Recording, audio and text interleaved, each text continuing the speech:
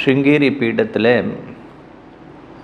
சந்திரசேகர பாரதி அப்படிங்கிற ஒரு மகாத்மா அந்த பீடத்தை பரிபாலனம் பண்ணிட்டு வந்தார். ஜீவன் முக்தர். அத்வைத மதம் என்ன சொல்கிறது அப்படின்னா, முக்தி அப்படிங்கிறது மரணத்துக்கு பிறகு அடையக்கூடிய ஒரு நிலை இல்லை, உயிரோடு இருக்கும் பொழுதே அடையிறது தான் முக்தி. ஜீவன் இருக்கும் பொழுதே முக்தி அடையிறதுனால அதற்கு ஜீவன் முக்தின்னும், அத்தகைய நிலையை அடைந்தவர்களை ஜீவன் முக்தர்கள் அப்படின்னு சொல்கிறது வழக்கம். சந்திரசேகர பாரதிங்கிற மகாத்மா அத்தகைய ஒரு ஜீவன் முக்தர். அவர் பேசுகிறதெல்லாம் ரொம்ப அழகாக இருக்கும். ஒரு சமயம் ஒரு பெரியவர் அவரை வந்து பார்த்து, எனக்கு ஞானம் வருமா அப்படின்னு கேட்கிறார். சந்திரசேகர பாரதி அவரை பார்த்து, என்ன சந்தேகம், உங்களுக்கு ஞானம் வருமானு ஏன் கேட்குறேன் அப்படின்னு கேட்கிறார்.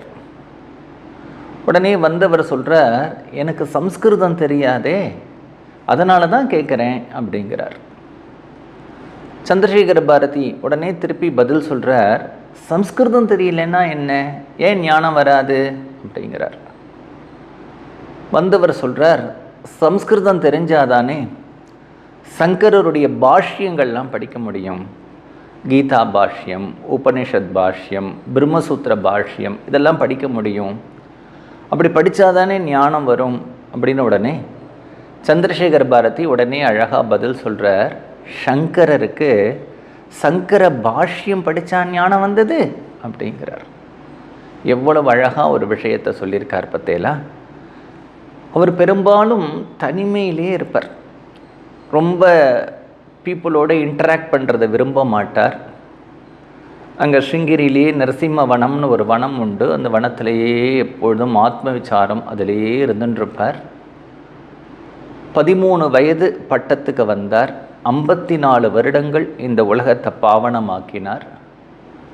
அந்த 40 வருடத்திலேயே ஆன்மீகத்தினுடைய உயர்ந்த நிலையான அத்தகைய ஜீவன் முக்தி நிலையை அடைஞ்சார். ரொம்ப பேச மாட்டார், ரொம்ப வெளியிலெல்லாம் வரமாட்டார். எப்பொழுதுமே சாந்தமாக நிறைஞ்சு ஆனந்தமாக இருப்பார். அவருடைய முகத்தை பார்த்தாலே அப்படி ஒரு சாந்தியும் ஆனந்தமும் அதில் தாண்டவமாடும். ஒரு சமயம் அவரை பக்கத்தில் இருக்கக்கூடிய ஒரு ஊருக்கு சுவாமிகள் வரணும்னு எல்லாரும் கூப்பிட்டா,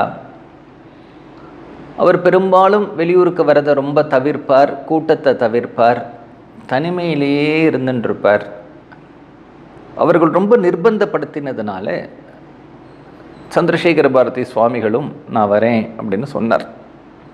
ஆனால் ஒரு கண்டிஷன் போட்டார், நீங்கள்லாம் இவ்வளோ பேர் என்னை ஆசையாக கூப்பிடுறதுனால நான் வரேன். அங்கே வந்து அப்புறம் என்கிட்ட ஏதாவது பேசணும் அப்படின்லாம் சொல்லக்கூடாது. நான் வந்து அங்கே எந்த பேச்சும் பேச மாட்டேன்.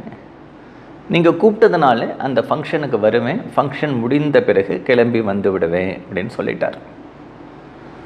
சுவாமிகள் இந்த மட்டுமாவது வரேன்னு சொன்னாரே அப்படின்னு ரொம்ப சந்தோஷப்பட்டு அவர்களெல்லாம் அந்த ஊரில் சுவாமிகளை வரவேற்கிறதுக்கு பெரிய ஏற்பாடுகள்லாம் பண்ணி ரொம்ப அழகாக அவரை வரவேற்று அவருக்கு உபச்சாரங்கள்லாம் பண்ணினான். வழக்கம் போலவே கொஞ்ச நாள் கழித்து மெதுவாக அவர்கிட்டக்க ஏதாவது 2 வார்த்தை நீங்கள் பேசணும் அப்படின்னா அவர் சிரிச்சுட்டார். நான் வரும்போது என்ன சொன்னேன், நான் வருவேன் ஆனால் எதுவும் பேச மாட்டேன்னு சொன்னேன்.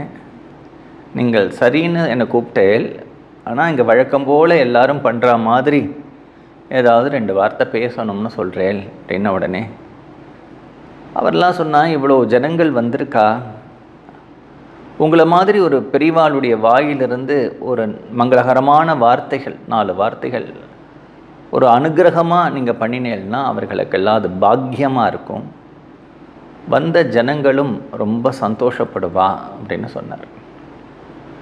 உடனே சுவாமிகள், நான் வந்து ஒரு வார்த்தை 2 வார்த்தை தான் பேச போகிறேன், நீங்கள் கேட்டுன்றதுனால அதுக்கு மேலே நான் பேச மாட்டேன்.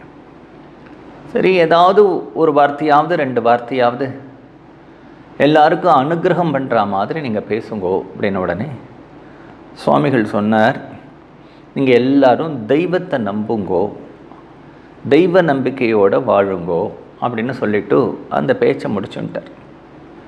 தெய்வத்தை நம்பணும், தெய்வ நம்பிக்கையோடு வாழணும் அப்படின்னு சொல்லிட்டார். இவரை பேச சொன்னார். அவருக்கு ரொம்ப சப்புன்னு போயிடுது. தெய்வத்தை நம்புங்கோ, தெய்வ நம்பிக்கையோடு வாழுங்கோ.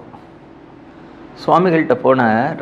நாங்கள் எல்லாரும் ஆஸ்திகர்கள் தானே, தெய்வ நம்பிக்கை உடையவர்கள் தானே. அப்படி தெய்வ நம்பிக்கை உடையவர்களாக இருக்கிறதுனால தானே உங்களை மாதிரி பெரியவாள்லாம் கூப்பிடுறோம், கோவிலுக்கு போகிறோம், பூஜை பண்ணுறோம், நிறையா வேத பாராயணம் பண்ணுறோம், நல்ல காரியங்கள்லாம் பண்ணுறோம். எங்களை போய் நீங்கள் தெய்வத்தை நம்புங்கோ, தெய்வ நம்பிக்கையோடு இருங்கோ அப்படின்னு சொல்கிறது புரியலையே. தெய்வ நம்பிக்கை இல்லாத வாழ்ட்டவானா நீங்கள் தெய்வ நம்பிக்கையோடு இருங்கோ அப்படின்னு சொன்னால் அது பொருந்தும். நாங்கள்லாம் அந்த ஊரில் சிவன் கோவில் இருக்குது, பெருமாள் கோவில் இருக்குது, கிராம தேவதைகளுடைய கோவில்கள் இருக்குது. தினமும் அந்த கோவிலுக்கு போகிறோம், அந்த கோவிலில் பூஜை நடக்கிறது, அந்த கோவிலில் வருடம் உற்சவங்கள்லாம் நடக்கிறது, நிறைய வேத பாராயணம், நிறையா பஜனை, நிறைய சத்காரியங்கள்லாம் நாங்கள் பண்ணிட்டுருக்கோம். நாங்கள் எல்லாம் ஆஸ்திகர்கள் தானே. ஆஸ்திகர்கள்னாலே அஸ்தி அப்படிங்கிற சப்தத்திலேருந்து வந்தது. அஸ்தின்னா உண்டு அப்படின்னு அர்த்தம், நாஸ்தினா இல்லைன்னு அர்த்தம். நாஸ்திகர்கள் அப்படின்னு சொல்கிறோம் இல்லையா, இல்லை என்று சொல்பவர்கள், இறைவனை இல்லை என்று சொல்பவர்கள் நாஸ்தி, நாஸ்திகர்கள். இறைவன் உண்டு என்று சொல்பவர்கள் ஆஸ்திகர்கள், ஆத்திகம்னு சொல்கிறோம். எங்களை பார்த்து இப்படி சொல்லிட்டேலே அப்படின்னு சுவாமிகள்கிட்ட அவர் கேட்குறார். சுவாமிகள் சொல்கிறார், உங்கள் ஊரில் போலீஸ் ஸ்டேஷன் இருக்கா அப்படிங்கிறார். இருக்கே, ஸ்பெஷல் போலீஸ் ஸ்டேஷன் இந்த ஊரில் இருக்குது. இந்த ஊரில் கோர்ட்டு இருக்கா? கோர்ட்டும் இருக்கே, ரொம்ப பெரிய கோர்ட் இருக்கு. அப்போ சுவாமிகள் சொல்கிறார், உங்கள் ஊரில் போலீஸ் ஸ்டேஷனும் கோர்ட்டும் இருக்கிற வரைக்கும் நீங்கள் தெய்வத்தை நம்புறேன்னு நான் எப்படி நம்புறது அப்படின்னு கேட்குறாரு.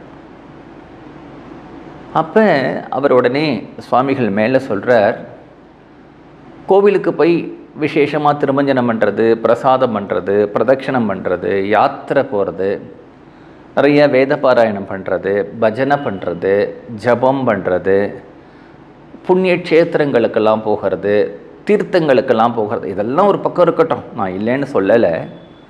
ஆனால் கடவுளை நம்ம நம்புகிறோம், கடவுளை நம்ம ஏற்றுன்னு இருக்கோம் அப்படிங்கிறதுக்கு முக்கியமான அடையாளம் என்னென்னா இதெல்லாம் இல்லை. கோவிலுக்கு போகிறதோ, பூஜை பண்ணுறதோ, ஜபம் பண்ணுறதோ, தியானம் பண்ணுறதோ, தீர்த்த யாத்திரை பண்ணுறதோ, நான் தெய்வ பக்தன்னு சொல்லிக்கிறதோ இல்லை. பாவம் பண்ணாமல் இருந்தால் தான் நீ கடவுளை நம்புறேங்கிறத என்னால் நம்ப முடியும். ஏன்னா ஈஸ்வரன் ஒருத்தன் இருக்கான், அந்த ஈஸ்வரன் நான் பண்ணுறத எல்லாத்தையும் பார்த்துட்டு இருக்கான், அவனுக்கு சம்மதமாக நான் வாழணும். நாம் பாவம் பண்ணினேன்னா அவனுக்கு பிடிக்காது அப்படின்னு யார் நினச்சிண்டு பாவமே பண்ணாமல் வாழறாளோ அவள் தான் உண்மையான பக்தா. அவள் வேறு எதுவும் பண்ணட்டும், பண்ணாமல் போகட்டும், கோவிலுக்கு போகட்டும், போகாமல் போகட்டும், ஜபம் பண்ணட்டும், பண்ணாமல் போகட்டும், இதெல்லாம் என்ன இருக்குது? ஆடம்பரம். ஆத்மார்த்தமாக பண்ணணும். ஆத்மார்த்தமாக பண்ணணும்னா நம்பிக்கை வேணும். அந்த நம்பிக்கை எதனுடைய அடிப்படையில்? ஈஸ்வரன் ஒருத்தன் இருக்கான், நம்ம பண்ணுற ஒவ்வொரு காரியத்தையும் பார்த்துட்டு இருக்கான் அப்படிங்கிற ஒரு பயம், அப்படிங்கிற ஒரு பக்தி. எல்லாரும் பயம் கூடாது பகவான்கிட்ட அப்படின்னு சொல்லுவாள். அப்படிலாம் இல்லை. இது ஏதோ இப்போ இருட்டை பார்த்து அந்த மாதிரி வர பயம் இல்லை. அன்புனாலையும் மரியாதையினாலையும் அவருக்கு சம்மதமாக வாழணும் அப்படிங்கிறதுனால வரக்கூடிய ஒரு பயம். இந்த பயத்துக்கு இங்கிலீஷில் ஃபியர்னு பேர் இல்லை, AWE அப்படின்னு பேர். இந்த AWE அப்படிங்கிற ஒரு இங்கிலீஷ் வேர்டு எடுத்து நீங்கள் டிக்ஷனரியில் பார்த்தேன்னா fear with respect, fear with love அப்படின்னு இருக்கும். ஒருத்தர் அன்பாக நம்மக்கிட்ட இருக்கார், அந்த அன்பை நம்ம எந்த விதத்துலேயும் ஸ்பாயில் பண்ணிட்டுருக்கூடாது. ஸ்பாயில் பண்ணாமல் நம்ம இருக்கணும்னா அவருக்கு சம்மதமாக வாழணும். அவருக்கு என்ன பிடிக்கும்னா பகவானுக்கு நீ பாவம் பண்ணாமல் இருக்கிறது தான் பகவானுக்கு பிடிக்கும் அப்படிங்கிறது தான் இந்த இடத்துல நமக்கு ரொம்ப முக்கியம். அந்த ஒரு பெரிய விஷயத்தை அழகாக சுவாமிகள் அந்த சபையில் அன்றைக்கி எடுத்து சொன்னார்.